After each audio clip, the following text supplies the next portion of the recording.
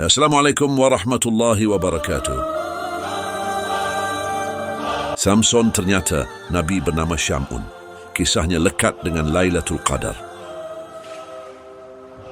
Tahukah anda kisah Samson yang kita kenal sebenarnya diambil dari hikayat Nabi bernama Syam'un Al-Ghazi, salah seorang Nabi dalam Islam yang pernah dikisahkan oleh Nabi Muhammad dan lekat dengan muasal Lailatul Qadar. Dalam Islam sendiri, ada ribuan Nabi dan Rasul. Namun yang wajib diketahui dan dikisahkan hanya 25 Nabi seperti yang kita kenal sekarang. Samson atau Syam'ul Al-Ghazi adalah salah satunya Nabi yang diutus untuk Bani Israel. Kisah Nabi Samson atau Syam'un Al-Ghazi sendiri merupakan kisah-kisah Israiliyat, sudah diceritakan secara turun-temurun dalam masyarakat Arab. Ditulis dari buku Syam'un. Asal muasal Lailatul Qadar dikisahkan Nabi Samson atau Syam'un Al-Ghazi ini hidup di tengah-tengah masyarakat Israel yang saat itu enggan menerima kebenaran. Bahkan penguasanya kerap berbuat semena-mena kepada para warga. Kedua orang tua Samson pun berdoa kepada Allah agar kelak diberi seorang anak yang kelak akan berguna dan menolong Israel dari kezaliman dan kesombongan para raja atau penguasa. Apalagi waktu itu Raja Israel memproklamirkan dirinya sebagai raja yang harus disembah warganya, sedangkan kedua orang tuanya enggan melakukannya. Mereka cuma menyembah Allah, dan Allah pun mengabulkan permohonan mereka. Lahirnya bayi yang dinamakan Syam'un. Kisah hidup Nabi Samson. Samson pun lahir dan tumbuh menjadi sosok cerdas dan kuat. Bahkan dikisahkan ia punya kekuatan yang melebihi anak seumurannya. Ketika tumbuh dewasa, ia pun memiliki banyak pengikut dan disegani. Ia pun menjadi hakim, tapi kerap enggan menyetujui kezaliman yang dibikin para pembesar maupun penguasa Israel. Bahkan kerap menghukum orang-orang yang berlaku tidak adil ataupun menuhankan sang raja. Ia pun dimusuhi.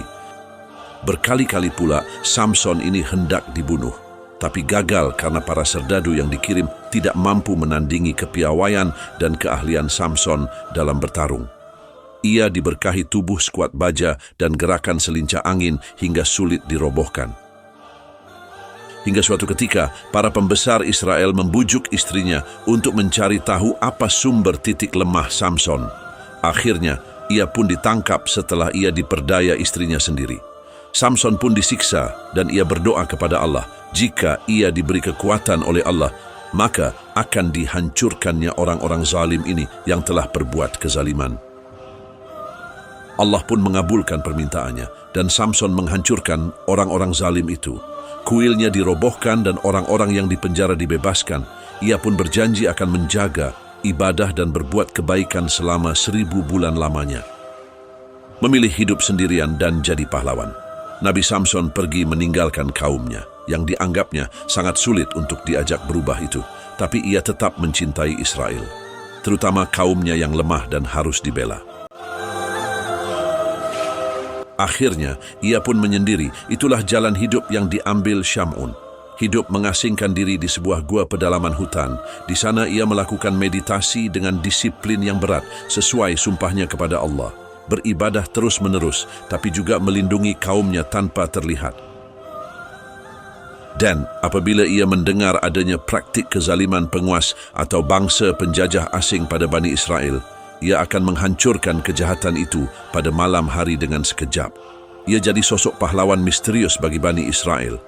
Ia pun memilih menjaga kaumnya sendirian dan tidak ada yang tahu. Hingga ia pun dikisahkan tidak punya pengikut hingga wafat.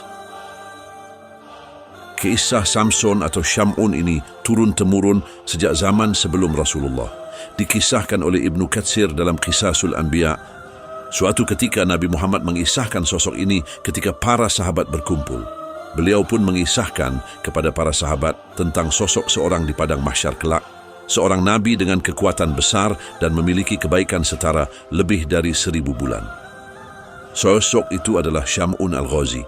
Tapi ketika kelak di padang mahsyar cerita Nabi, ia sendirian dan tidak punya pengikut. tapi ia berada di surga. Bagaimana cara bisa berbuat kebaikan seperti Syam'un?